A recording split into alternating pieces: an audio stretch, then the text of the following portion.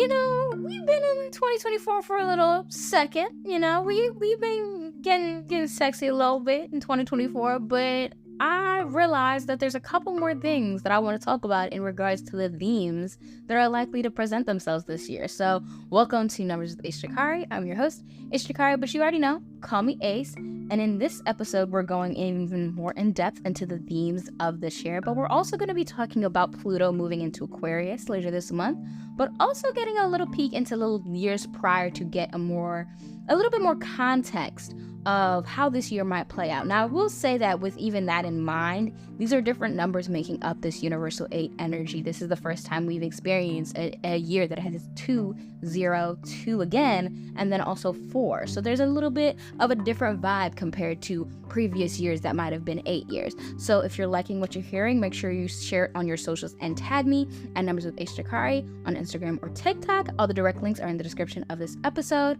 And I do have services if that's something that you want to do, and to understand even on a personal side, because that's very crucial. Understand on a personal side how this year is likely to impact you, because you do have personal numerology and also well as a personal calendar that is full of a personal year, personal month, and personal days that are more than one number. There's more than one ways to calculate these numbers, and calculating them in different systems does come into play and is very, very beneficial. And I actually teach you how to calculate them in my Intro to Numerology guide that is linked below, so you can check that out.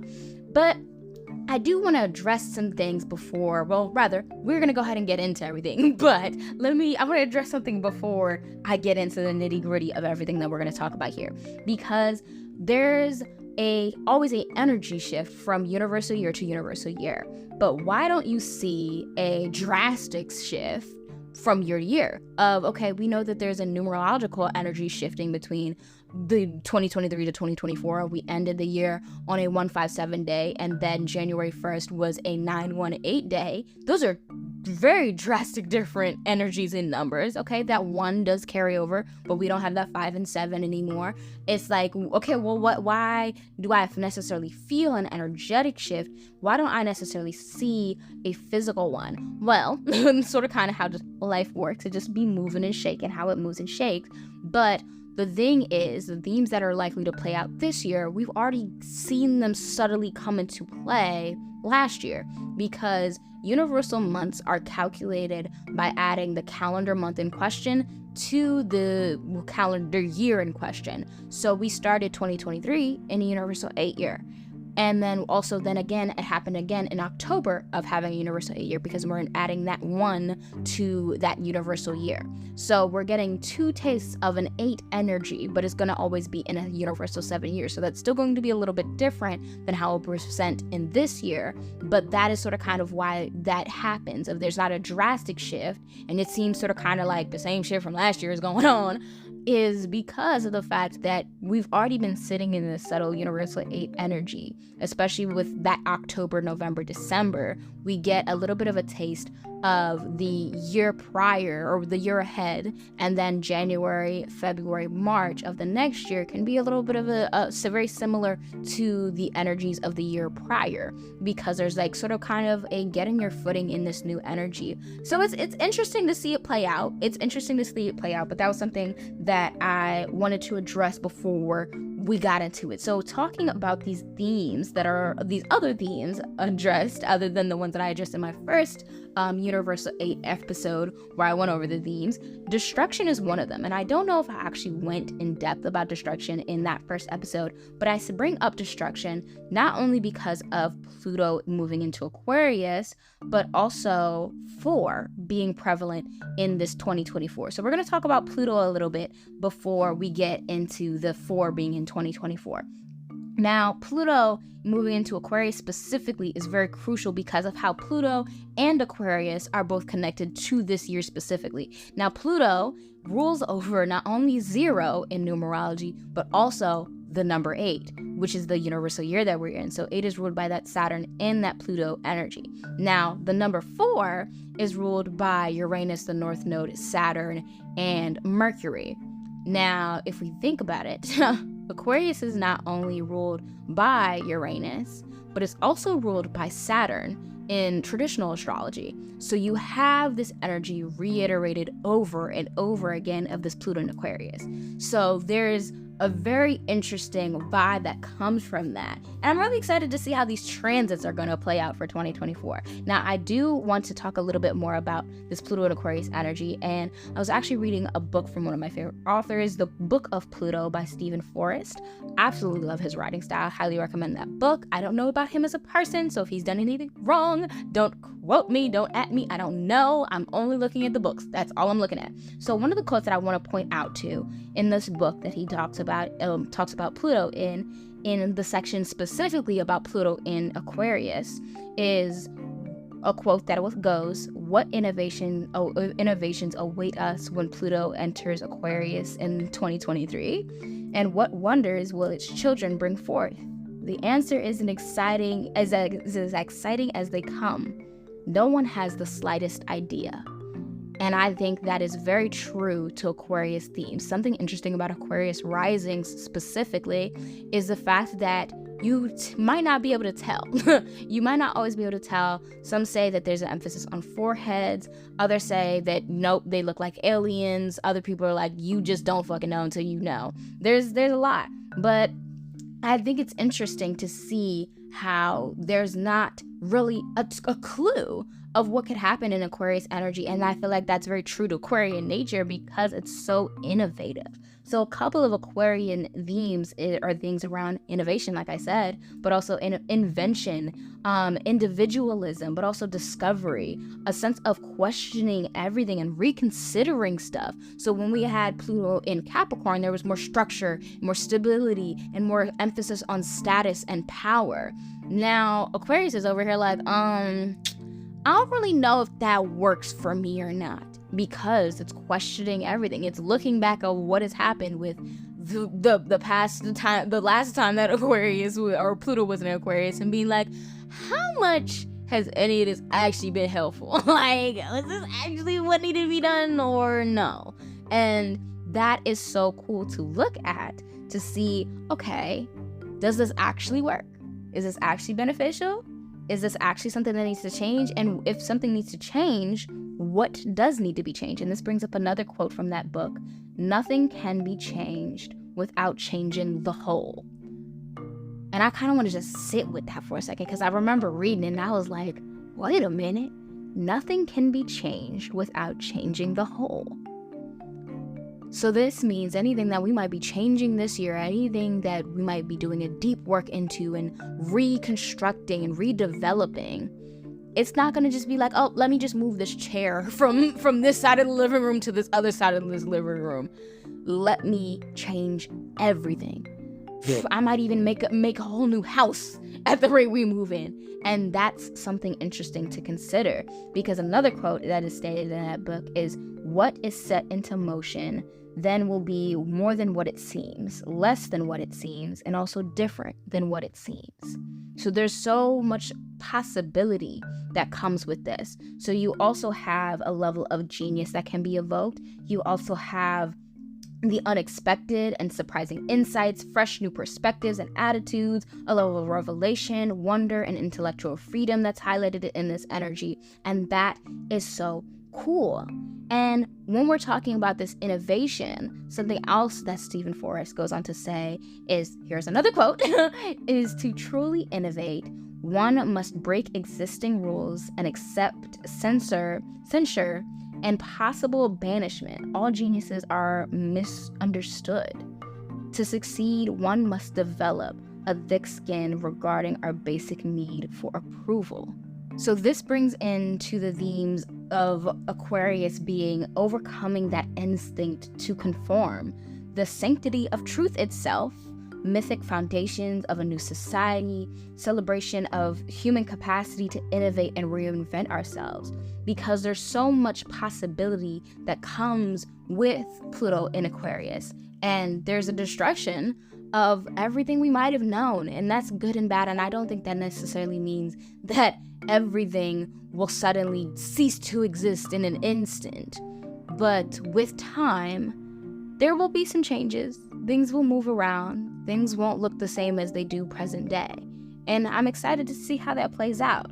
Now, I got a couple more quotes that I want to share from this book because I did really love this book. But anyways, another quote is, if Pluto in Aquarius goes into its shadow, it ceases to feel warmth and connectedness and becomes as dangerous and indifferent as a forgotten landmine left over from the war your grandfather fought. And that is very true, because in my time as an astrologer, I don't know if I've ever said that, but I was an astrologer for a couple of years before I became a numerologist. But in astrology, Aquarius rules over that 11th house of social interaction, of technology. So we're also likely to see a lot of technological changes happening over the next time, this entire period that Pluto is fully into Aquarius. So it's really interesting to see how connection also might be impacted with that technological advancement of how much will people actually start to see people face to face anymore?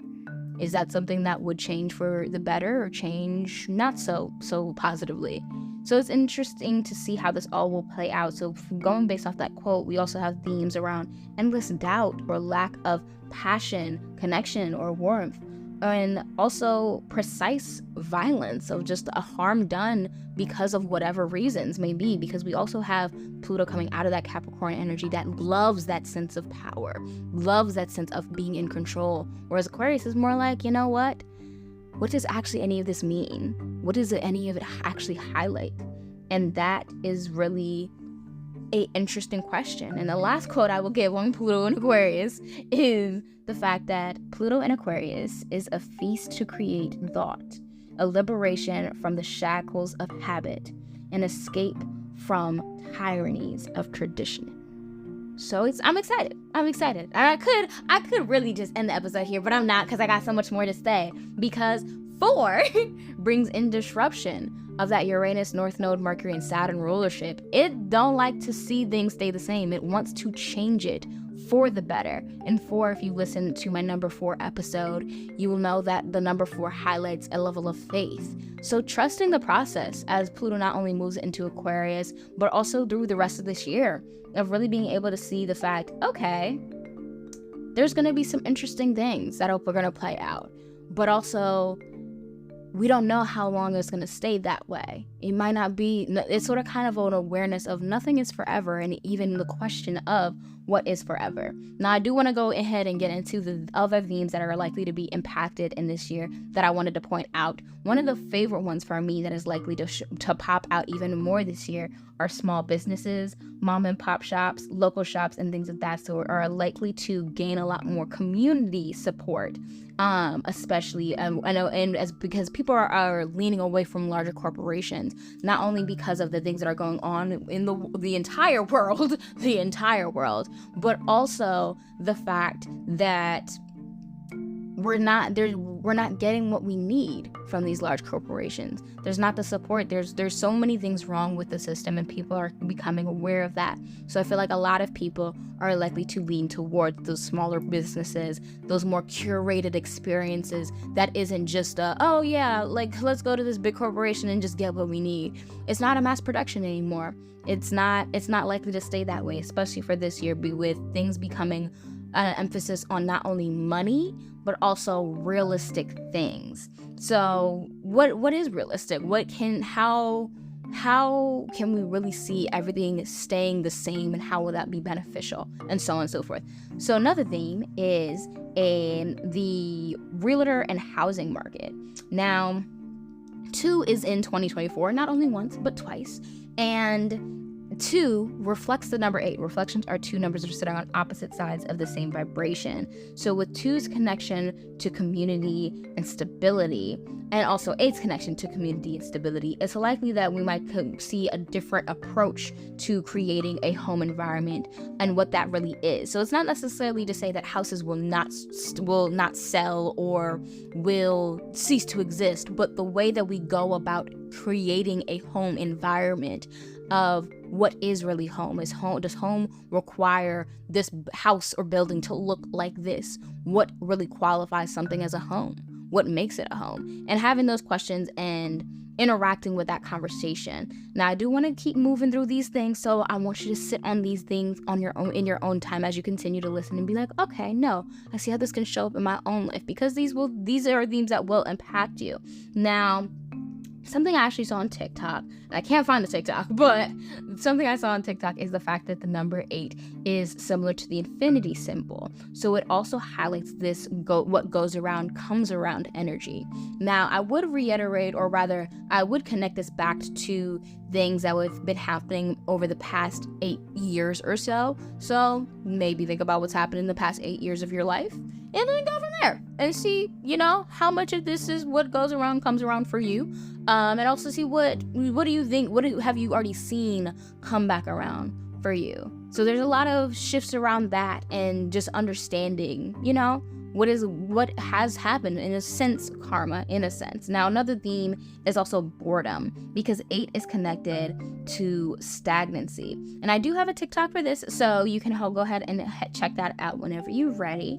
But boredom also creates the space for creativity and also well-being. You don't always have to be moving, and I feel like that's been a very consistent theme of people feeling the need that they have to go and being productive and getting the most out of your 24 hours. Sometimes just sit there. Sometimes you just gotta sit there, and that's okay to just sit there and do nothing, because that allows you to, in those states of do nothing, for your brain to create something, which connects to imagination. And so many incredible things come from imagination. So, hey, maybe let yourself get bored a couple times. But also we have an emphasis around movie remakes, because there's a chasing nostalgia, a emphasis on comfort zones and things that are familiar. So I know we've already seen a lot of remakes happening of things becoming musicals and people bringing things back. But I'm also excited to see, even with the fact that there's a lot of remakes that are likely to happen this year, or to come out this year, or be announced this year. Not only with that being the case, I'm also excited to see the opposite of the possible new ideas that come and shake things up. Because one of the coolest things about 8 is that you sort of kind of want to expect the unexpected. Even though it's ruled by Saturn and Pluto, there's a rebellious side to Saturn that doesn't always make it into the conversation. So it's really beneficial to understand the fact that, hey, you might expect to be going one way, but it might go this other way, and this other way might just be better. So, hey, hang on to that. There's also an emphasis on parental and familial, what is going on there? Familial trauma, and also relationships. So this can be things becoming a little bit clearer about family and the role that they play in human development, but also the people who you attribute to be family, and also how your parents have impacted you in your own development. So this can be themes around therapy, shadow work, child care, and so on, that embrace or emphasize this family or parental dynamic. This could also be talking about how you are raising your own kids if you have them. So, and also how you're raising them different or even similarly to your parents, or how you have embodied some of your parents' energies. So, something to sit on, something to peek into, something to work with. And also, this also brings in generational numerology, which I won't spend too long talking about this, but this is literally one of my favorite topics ever, is generational numerology, because your numbers that you have been passed down generationally. Now, this doesn't necessarily mean that they will be the exact same numbers, but there's some level of connection that your numbers have to your parents' numbers, and your grandparents' numbers, and your great-grandparents' numbers. It has been happening for as long as numbers have existed, and it's so cool to look at. And it's something that I look forward to talking about even more, but I do actually offer this as a service if this is something that you're interested in looking more into, of how the numbers that have been passed down generationally, and how you've even passed on numbers to your children, how those impact you, and how you can use them to your advantage to create whatever life you are trying to create for your family. So that's really interesting. But we also have for this year an emphasis on law enforcement and justice. So this also brings up karma again. We also have public legal battles. We also have lawsuits, lawyers, judges, courts, just legal papers in general.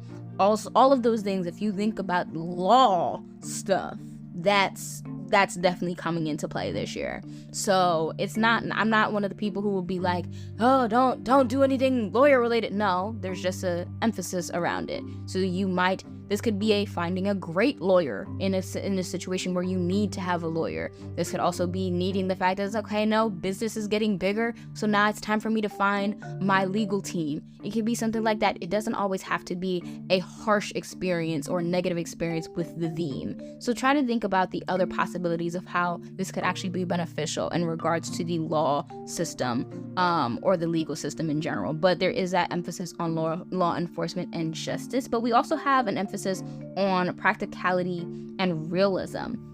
So we have Saturn connecting to so much of the physical. And then and that's rolling, one of the energies that are rolling over this year. But then we have 2023, which was the Universal 7 year, highlighting everything that was really delusional, very much illusions, a lot of misinformation, just not really knowing who or what you can trust and what is actually truthful. So we have this sort of kind of awakening of sorts of this 8-year being a sort of kind of like, okay, hey, so you remember what was said last year around da-da-da-da-da? So what actually is happening, that's likely to happen this year. Now we also have a relationship with time, not only how it's perceived, but also how it's interacted with, thought of, experienced, etc. And this can be just feeling like time is moving fast or moving slow, or you have just the right amount of time or not enough time, or just the things around time. So things that take time, how much time, what is time, and just conversations around that. And that's because of Saturn's connection to time. Now we also have themes around the moon, because I did say earlier the fact that the number 2 reflects the number 8. So we also have an emphasis on lunar transits, studies on the moon, just moon themes. So we also have water, fluidity, emotions, adaptability, community, connection, love, desire, comfort, security, stability. There's so many moon themes that are likely to show up this year. So also check out for that. We also have evolution of revolution, and this is something that is very much highlighted by that number 4, embodying this disruption, this chaos, this change, this progression, a movement, and very much faith-based action. So if you feel that push to take a leap on something, baby, let me be that confirmation for you. Take it.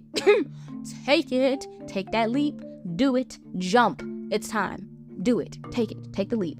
And another thing that comes up is respect and honor is something that comes up because authority is in the mix for this year. So not only those themes in and of themselves, but your approach to them of what is respect, what is honor, how do I want to incorporate that, and how do I incorporate and embrace that and interact with that in my own personal life, and also even possibly on a more public scale. These also might see conversations around what is respect, what is honor, because of those authority themes. Now we also have an emphasis on status, celebrities, and public figures. Not only how we view celebrities, but also our views on status in and of themselves. So why are we celebrating these people? Why are we putting so much attention on these people? Do we actually really care about these people? And so on and so forth. And also maybe even reframing our attention span around those people. So it's important to really take a second to look at who are you praising, who are you idolizing, because that's going to be likely a big theme. And if you think about it, and me saying all of these themes, because we do have a couple more, but thinking about how all of these themes come into play, there's also likely to be some intersection around these themes. So I did say law enforcement and the legal spaces. So we might see some legal things happening in regards to public figures and celebrities who are experiencing some legal trouble, or even just a very large case coming out per se, something that's likely to happen this year. And like I said before, legal battles, this can be between people versus the state, countries versus countries, public figures, business becoming even more public. So it's just, there's a whole lot of, and I'm really just strapping in. And to get over these last couple of topics, we also have boundaries, authenticity, and personality. So not only body language, but also behavior, language in and of itself, dialect is a little bit in there, how we go about communicating, how we go about presenting ourselves in our authentic self, and what that even looks like. Because, and this is very much highlighted, and I say boundaries, authenticity, and personality in the same one because they are all interconnected. Saturn, which is one of 8's rulers, highlights boundaries. It rules over boundaries in and of themselves. So what are you doing to keep yourself safe? Because that's what sort of kind of what boundaries are doing things to protect yourself to some extent, of being like, you know what, I need this is my boundary. And when you enforce those boundaries, there's a level of authenticity that is in those boundaries of like, okay, yeah, I need to do this, so I'm going to do this. I'm going to stand in my truth of my needs, and that's authenticity. But you also then have personality of, okay, is this really who I am? Is this really who I am? Is this who I really want to show up as? Do I want to smile when I walk in a room, or do I want to keep my head down and ignore everybody? Like, what is my personality? So I'm really excited to see also how that plays out on a social media side, because there's been a lot of themes around aesthetics and themes around, showing up as your best self, and this very soft girl aesthetic, and this aesthetic, and this era, and this era, and this era, and everybody trying to fit into a niche. So I feel like, I won't say niches will not exist anymore, but there is likely to be a reframe. That's a very big theme for this year, is reframing things, because with Pluto in Aquarius, it doesn't necessarily mean that everything is being burned from its roots. It's more of taking into account what has grown, what have these roots created, and do we actually like what's growing? And if we don't like what's growing, how can we change it to make it to something that we do like?